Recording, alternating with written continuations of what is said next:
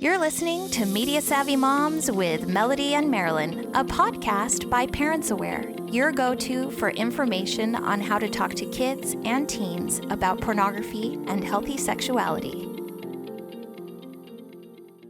Hello, everybody. Welcome back to Media Savvy Moms. Today, we are talking about one of our big hot topics, talking to our kids about healthy sexuality, and we have a special guest with us, Dr. Megan Maas. She is an assistant professor of human development and family studies at Michigan State University. Her work sits at the intersection of sexual violence prevention and sexual health promotion. She received her PhD in 2016 from the Pennsylvania State University as a predoctoral fellow funded by the National Institute of Health. Her research focuses on adolescent socialization with an emphasis on the role that social media, sexting, and online pornography play in the development of attitudes and behavior related to sexuality and gender. So she is all over our stuff. She's talking about all the right stuff and all the stuff that we love to talk about on Media Savvy Moms. Welcome to the show, Dr. Maas. Thank you. I am so happy to be here. And I'm going to turn the time over to Marilyn to do the interview. Absolutely. So, yes, I'm so happy that you're here too and excited to hear more about your research and really how that relates to parents and how we can apply it practically to our day-to-day conversations that we're having with our kids. Now, Dr. Maas was introduced to us by one of our previous guests, Paul Laverne, and you actually have a TEDx talk that is really, really great, and we'd encourage we'll put a link to it so others can see that. But tell us, just start out by telling us about yourself, maybe as a human being as well as a professor, and what you do in your line of work. Yeah, so I am a mom and a wife, I guess, first and foremost. I have two daughters who are almost 8 and 4, and my husband and I have been married for 10 years. And I am a professor at Michigan State University, and I focus on all the things that were said in my introduction. But I originally was born and raised in Northern California, and so I've also worked and was working in health promotion and sexual violence prevention in a very applied sort of sense. And became really curious about how people learn how to have sex, especially in the absence of, comprehensive sex education in families, discussing sex sort of beyond just the traumatic birds and the bees talk, I guess also being somebody who was raised with almost unlimited TV, I'm always interested in how media impacts, young children and teens and older adults too. And so when thinking about media impacts and thinking about how we learn how to have sex, particularly, like I said, in these absence of learning about it in other contexts, pornography is really the only place where we actually see people having sex. As a developmental psychologist, a lot of our theories about why behaviors develop, especially with young people, is because they are observing how we're interacting with other people.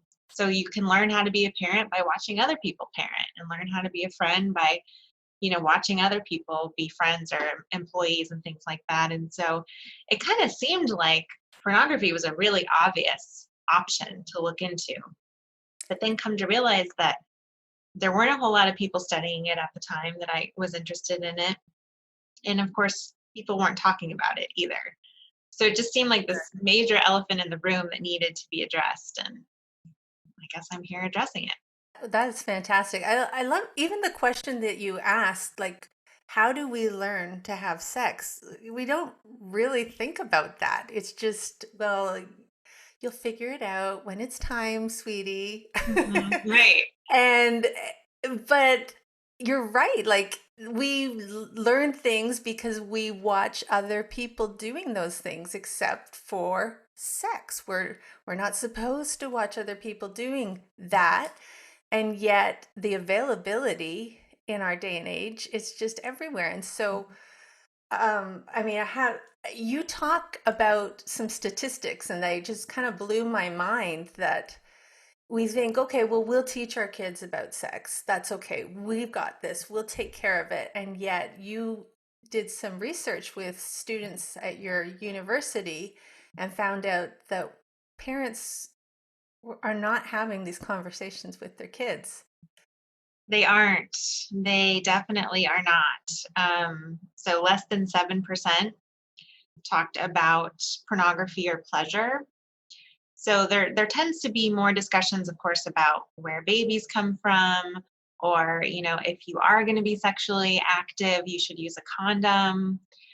And that could be might be the extent of the conversation. Or you really need to wait until you're married. This is for marriage.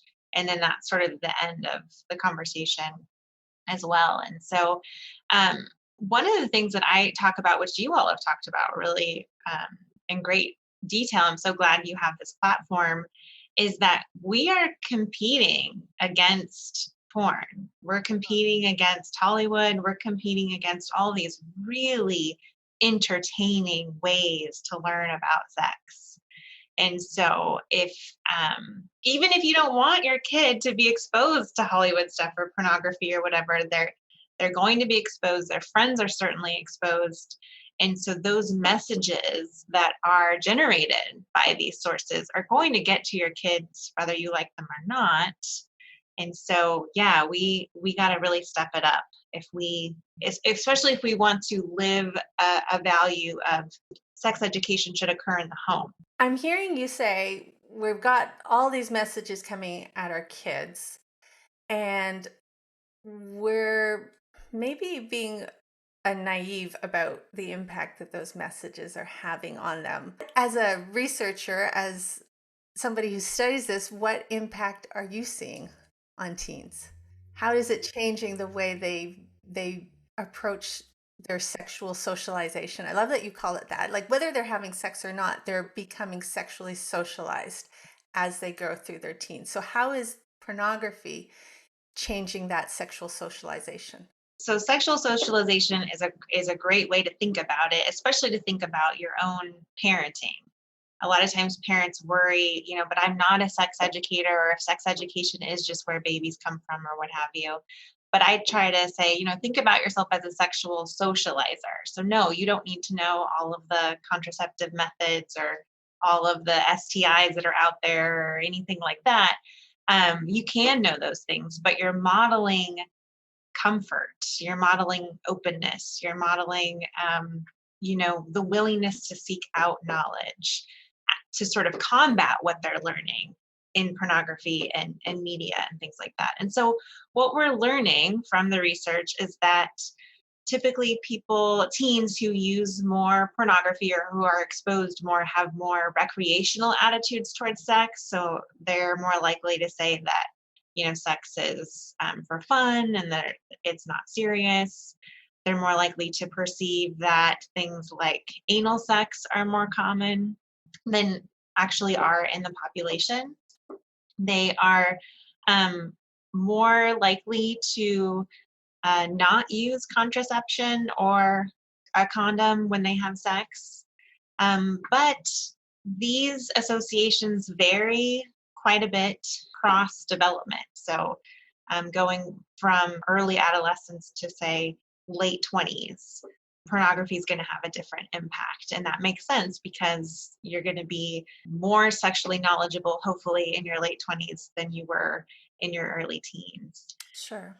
But we also know some of the research I've done with Beauty and the Beast and Twilight and 50 Shades of Grey, girls who consume those types of stories are also more likely to think that, aggression and high amounts of drama are normal in romantic relationships and are signs of romance and intense attraction and things like that. I'm glad you brought up relationships because that's what I was going to ask next. So there's this idea of risky or unsafe sexual practices that are associated with porn, but like as a parent, I'm really concerned about the intimate relationships that my kids are going to have? Like, are they going to be happy? Are they going to be connected? And how do you see porn impacting that with kids? There's such limited research on it, but I know for example, in my human sexuality class, we talk about this a lot, and we're collecting data from them in their classes, and uh, they have fears. They report things like, I'm afraid that, I'm bored with my partner because everything's so exciting in porn, or feeling like they have a hard time getting close to somebody else because they can get so much of their quote unquote needs met online, and that could be through social media, through online internet pornography, but um, there could be a sense that they're having a difficult time being intimate and vulnerable. Can you talk to us a little bit about the difference between today's pornography and what we as an older generation might be imagining? Because some would argue that, well, porn has always existed. So, this is just a phase that teens go through. What's the big deal? Right. So I guess that's another reason why my attention sort of is sustaining in this area, because what is pornography has changed so much. The problem is that what teens are being exposed to because of tube sites. So pornography went from being distributed and heavily regulated through, DVD distribution and hotel contracts and things like that, to just anybody with a camera who wants to upload stuff can. And so the content is just exploded in terms of what is violent, what is normalizing sex among siblings or other types of incest. Certainly sexual behaviors that you would not expect in a real world, human to human interaction. Even some porn performers themselves will refer to the kind of sex that they do as like WWF sex. Like, this is extreme sex, and people shouldn't, particularly young people, shouldn't be expecting it.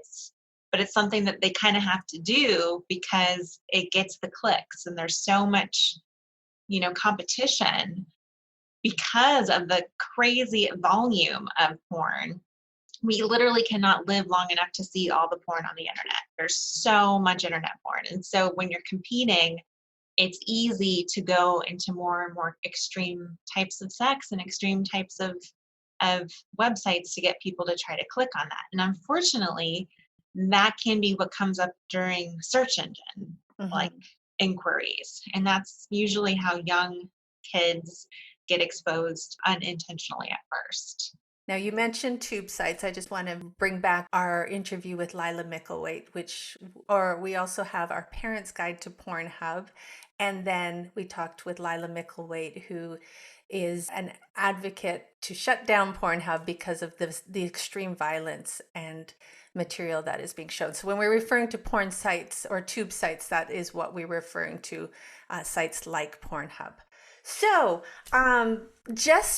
we're going to take a break right now, but when we come back, we're going to take all this information about what kids are exposed to and what, this idea of, well, how do my kids learn about sex? And we're going to bring that back, and we're going to talk about that more in our home environment, how we can change the culture and bring about a more positive experience for our kids. People are always asking us, what is the best way to start the sex talk with my kids? And I love to recommend the book 30 Days of Sex Talks by Educate and Empower Kids. This is such a great book for so many reasons, one of which is that it's divided into 3 age-appropriate volumes. One is ages 3 to 7, one ages 8 to 11, and one for ages 12 and up. Because let's face it, you are not going to have the same sex talks with your 3-year-old as you are with your 16-year-old. 30 Days of Sex Talks contains the most meaningful discussions you're going to have with your child, made easy. Inside the book is a code that will allow you to download topic cards that you can print out and place in strategic locations like a mirror, the refrigerator, or in your pocket to remind you and your child to start talking. They've made it easy to engage your child in conversations about relationships, affection, anatomy, boundaries, predators, online dangers, and many other vital topics. Look for the 30 Days of Sex Talks on Amazon or visit the Educate and Empower Kids website at educateempowerkids.org. And we're back with Dr. Maas, and we've been talking about the sexual socialization of our kids and porn's impact on that socialization. Now, I've got a question for you. If this porn that is on these tube sites is so extreme, why are our kids just maybe not rejecting it outright and saying, "Oh, wait a second, that can't possibly be true. There's got to be something to this. Doesn't really mesh with what I feel inside." So, how is extreme porn becoming normalized in our society today? Yeah, so it's sort of speculative, but I'll go ahead and speculate that I think because the quote unquote extreme types of sex that we see freely available on these websites is kind of mixed in with what we might consider to be everyday, sometimes people call it vanilla sex, or the kind of sexual behaviors that are common among everyday people, sort of mixed in with these, because there's just thousands of videos being organized in different ways on pages. So it's not like you have to click on a rough sex or aggressive genre category in order to see it. It's going to pop up whether or not you want to see it. So one of our concerns is that when teens or young people are exposed to these kind of more aggressive, violent types of sex, but they're thinking they're just on a normal porn site or they're in a normal porn category. Maybe they're even in a romantic porn category. So they're thinking they're watching like good stuff. We're worried that it could normalize that for them because it's mixed in with quote unquote the real stuff.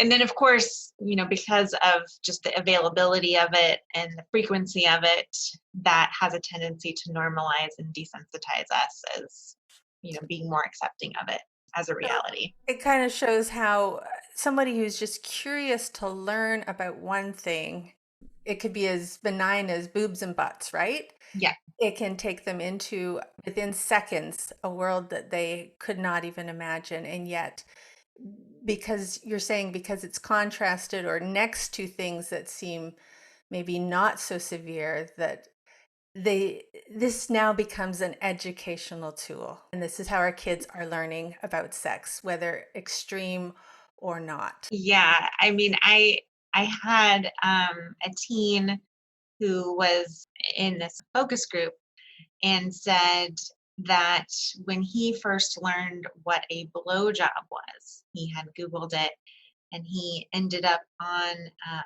watching a video of something that's called facial abuse, which is where the girl or woman who is performing oral sex on a man is actually gagging on the penis and sometimes even crying or throwing up.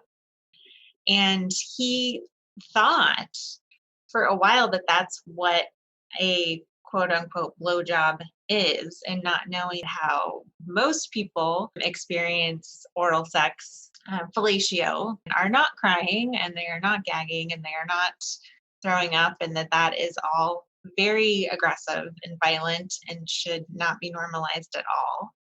And that's something that could be particularly mitigated by talking about those kinds of things. And that's what I think makes it really hard for us as parents, because we don't know, should we be talking about oral sex to young people? Should we be talking about these other types of sex that go beyond just procreation? Do I want them to know about all of this stuff? But unfortunately, I think that genie is sort of out of the bottle. It's not going back in. And so you might as well talk about all sorts of stuff. You say you might as well talk about it, but Dr. Maas, I think we need a little help here. I These know. are big topics. How do you go from seeing your kid who, we just don't see our kids in this light. So how do we get over that hurdle of these ideas talking about these things are going to be harmful to them from our perspective? Because I'm going to go back to those stats that you had, that only 50% of parents talk to their kids about sex more than once. And in one conversation, we're not getting very much past the procreation stage. We're not talking to our kids about pleasure, but is that weird for a parent to talk to a kid about pleasure? Like, tell me, how do you do this? And I'm really putting you on the spot because I know it's not the same being in the classroom, doing the research, and then being a parent. But what's your best advice as a parent? We'll take off the professor cap for a bit.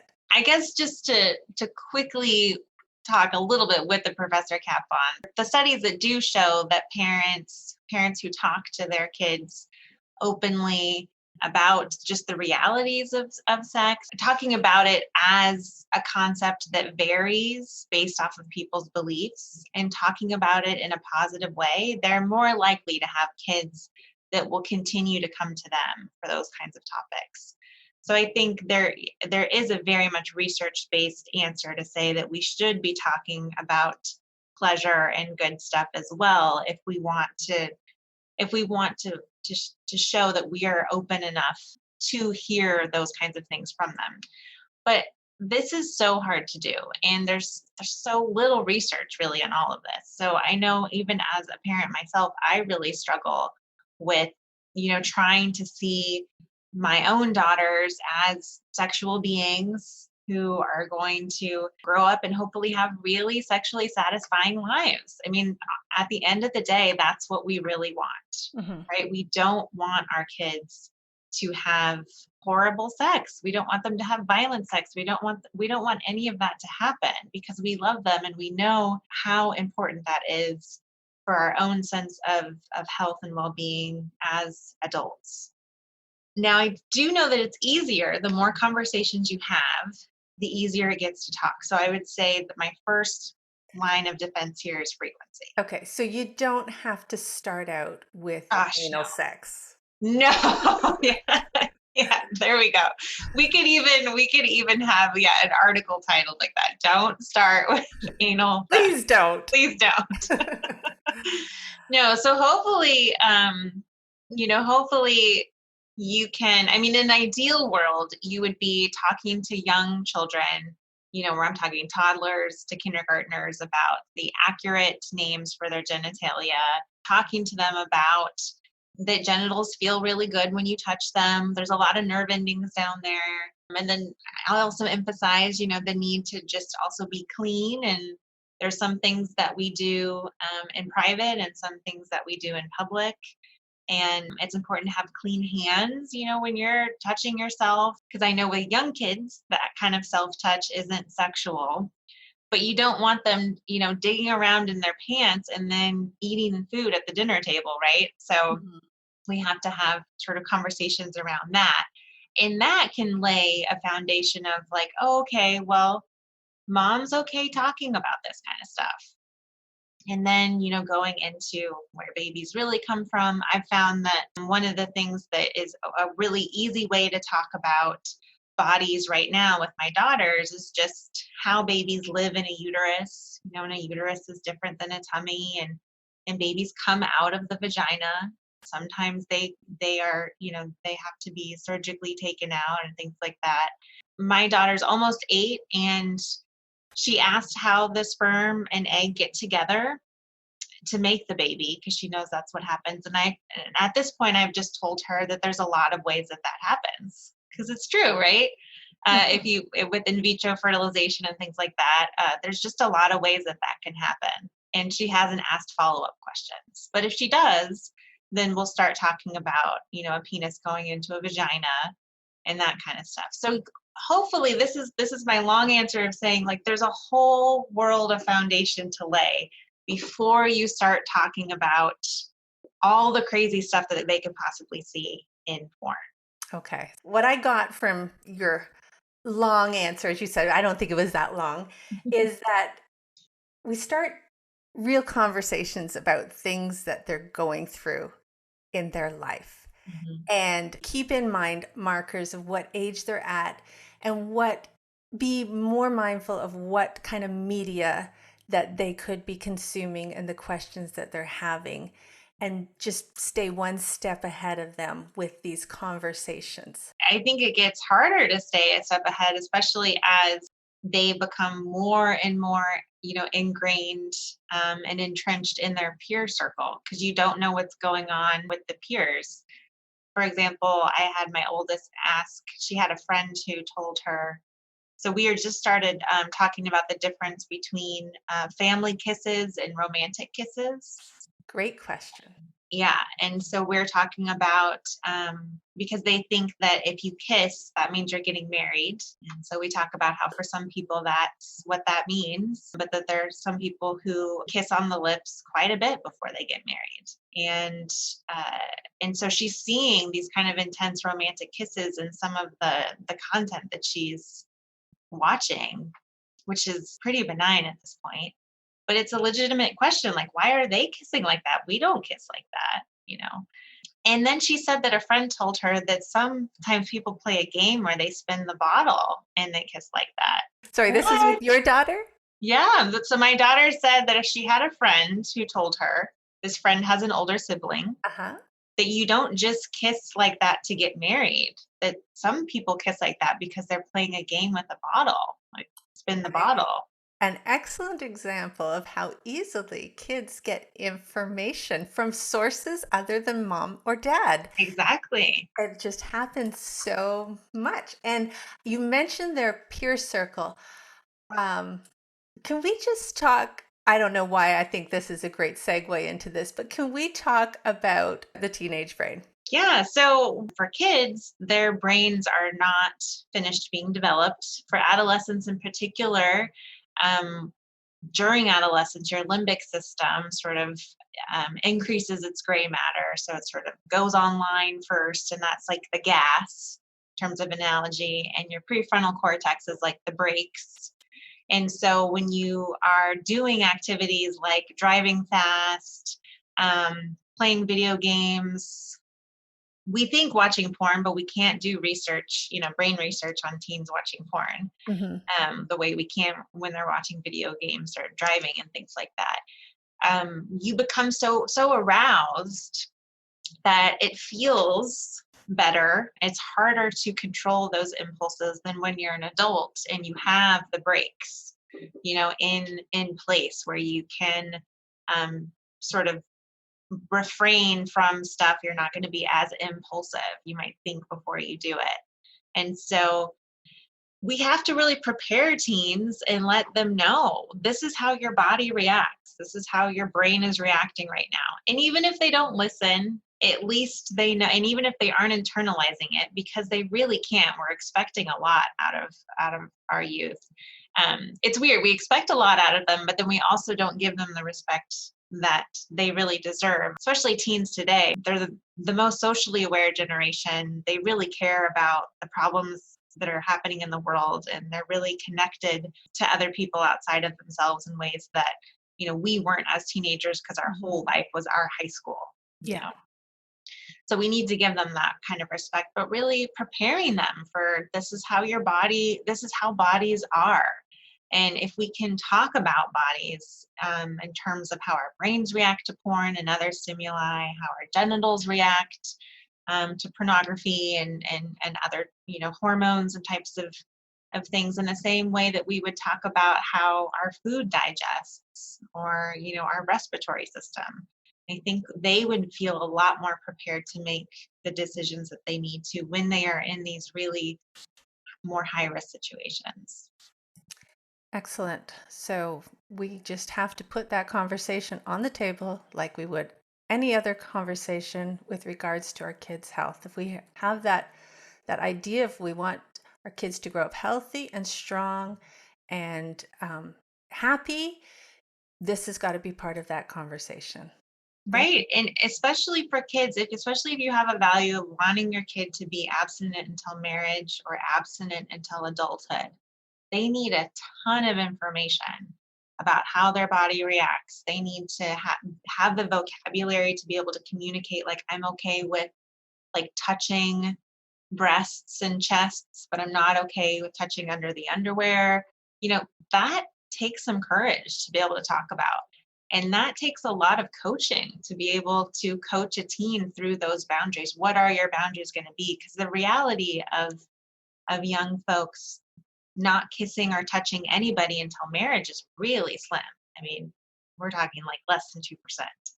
So really kind of giving them the skills and information that they need to navigate all of this stuff is important, but it's done in hundreds of conversations, not just one.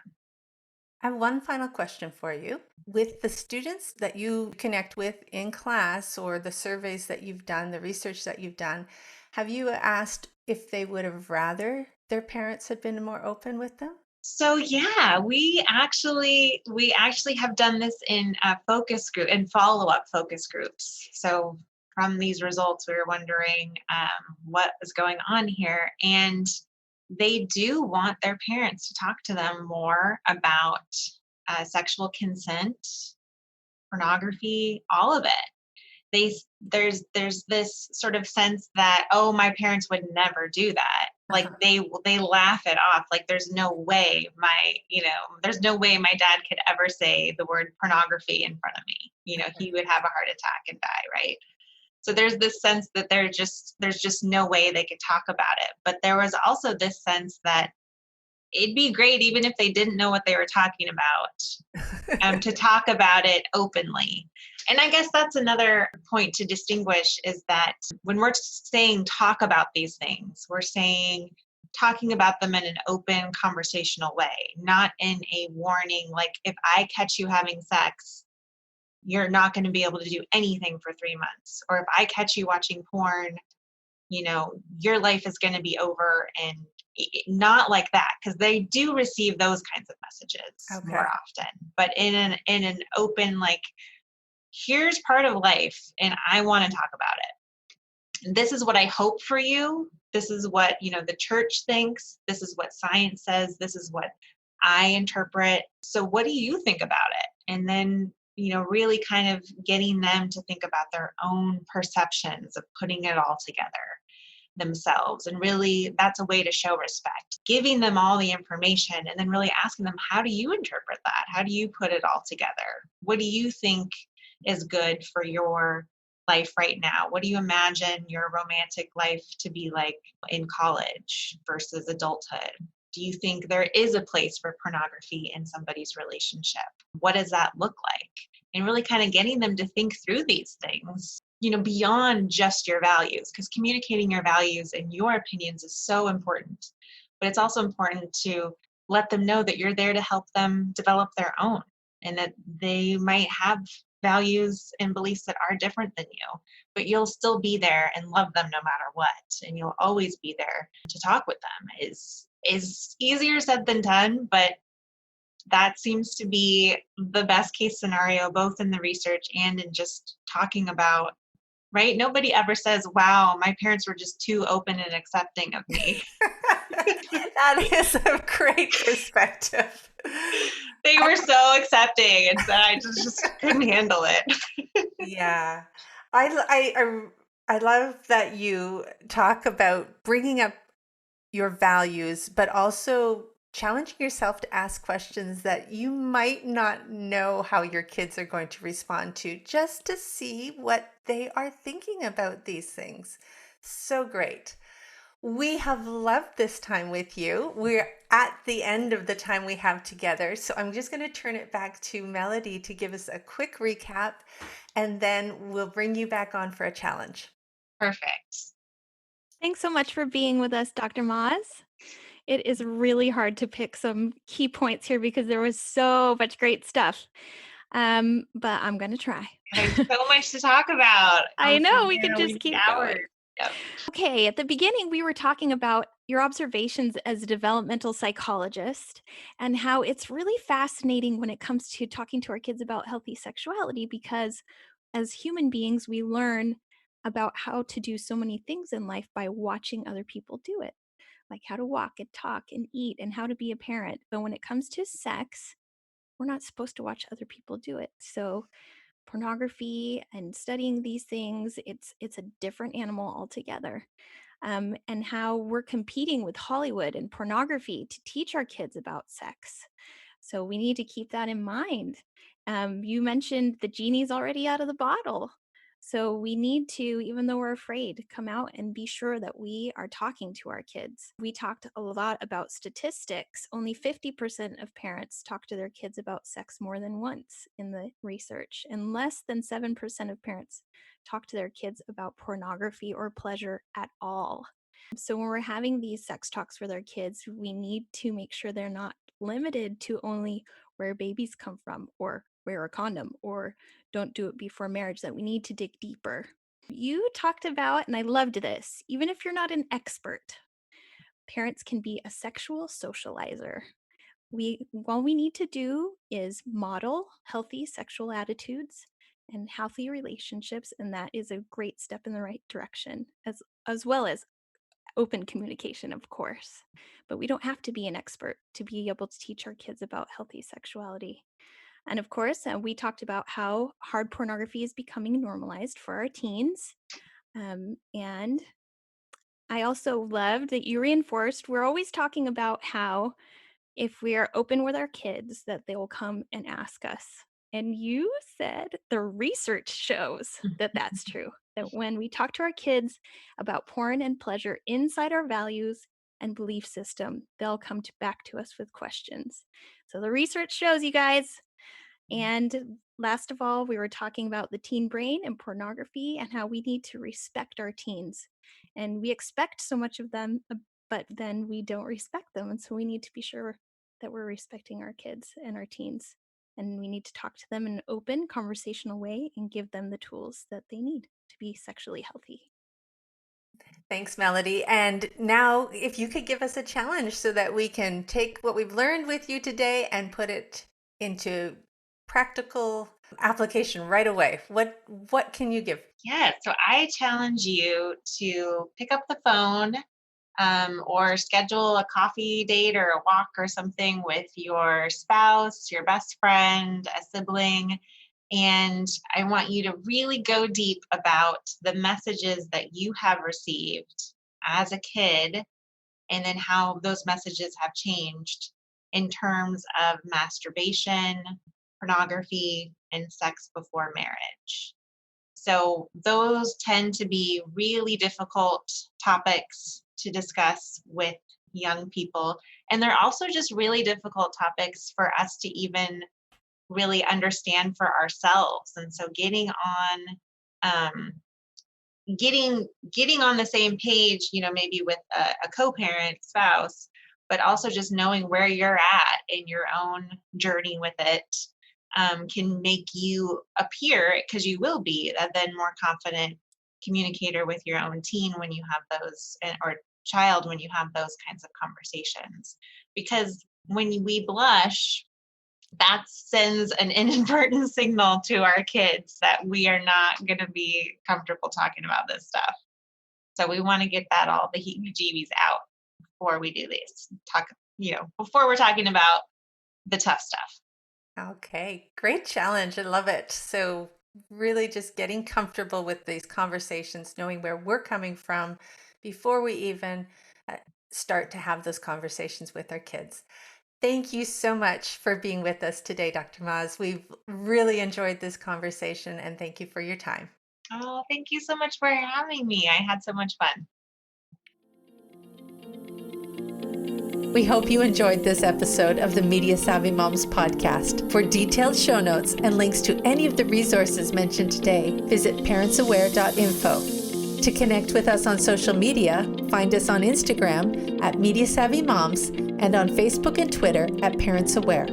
We would love to get your feedback. Don't forget to subscribe and leave a review wherever you listen to this podcast. Until next week, let's keep talking.